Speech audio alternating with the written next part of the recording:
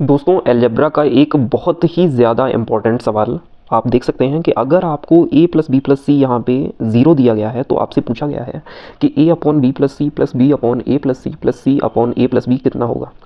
अभी आपको दिया गया है केवल इसी पर फोकस करना है। आप यहाँ पे अगर इसको देखें तो आप यहाँ से बी प्लस सी की वैल्यू क्या निकाल सकते हैं, माइनस ए।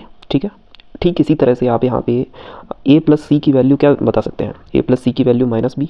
ठीक है, और आप यहाँ से a प्लस बी की वैल्यू क्या कह सकते हैं, ये आ जाएगी माइनस सी। ठीक है, तो अब आप जो है इस वैल्यू को यहाँ पर जब सब्सटीट्यूट करेंगे इन तीनों की वैल्यू को डिनोमिनेटर में, तो a upon minus C plus B upon minus B plus C upon minus C, कुछ इस तरह से। तो आप यहाँ पे क्या पाएंगे कि ये कैंसिल हो रहा है, इससे ये कैंसिल हो रहा है, तो ये आपका -1 और -1, ये आपका फाइनली -3 आ जाता है, जो कि आपका करेक्ट आंसर होगा। Thanks for watching.